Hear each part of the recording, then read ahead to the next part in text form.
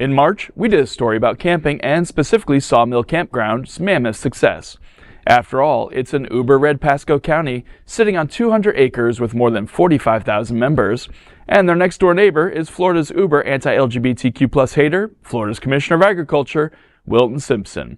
Despite that, Sawmill became a speeding train of success. Number 25 of 23 is Sawmill Campground becomes America's most successful nonprofit LGBTQ+ co-op. Sawmill, the premier gay campground in America, which also happens to be clothing optional, is the safest place for many LGBTQ+ community members. It's sort of in the middle of nowhere, about an hour and a half north of Tampa, with a blink and you'll miss it sign at the entrance.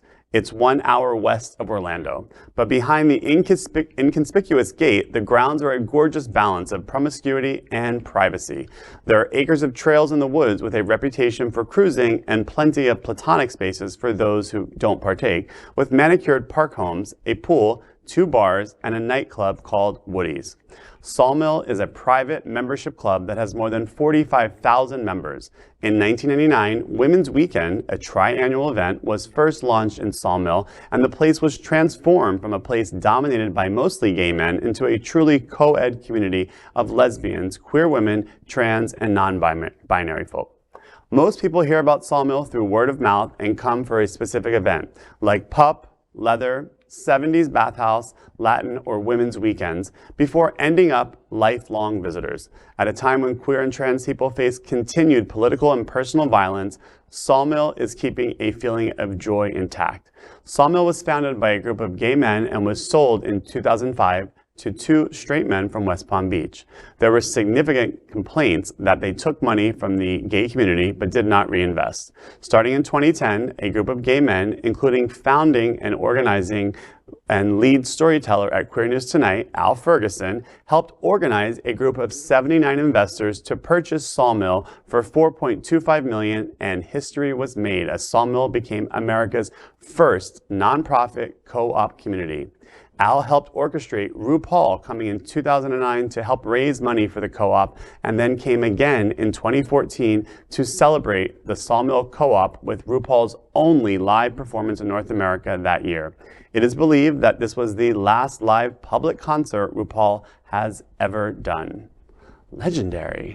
Yeah. Very legendary. Thank you, Al. Have you been to Sawmill? Any of you been to Sawmill? No. I have not, but I've only heard amazing and great feedback. You know, for a long time, Sawmill got this kind of negative reputation. You know, whenever a lot of, especially gay men, gather, it can create a reputational kind of profile. Sawmill has stood the test of time.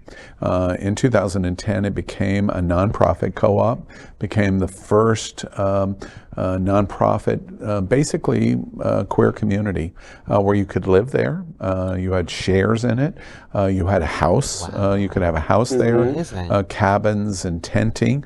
Very diverse. It focuses on the trans community. It has women's weekends where all the guys say, wait, let's withdraw out of the spaces and for a weekend, but yes, but cool. 3 times a year, and to say for women, this is a unique space in all of America for women, 3 times a year.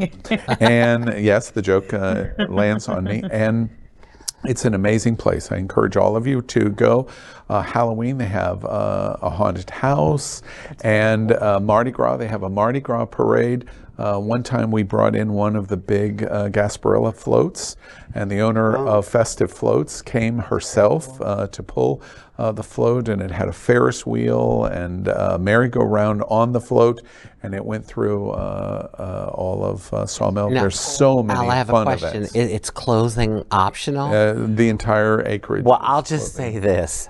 I'd love to go, but I don't know about taking off my clothes, honey, because I don't want to scare anybody. It's optional. It's whatever you're comfortable. Yeah. But it sounds like it would be a really fun community to visit. It is a fun weekend. I encourage all of you. Do you think there's any risk to the community with what's happening in Florida? Is there any way to absolute zero on that? Absolute zero. It sits on 200 acres.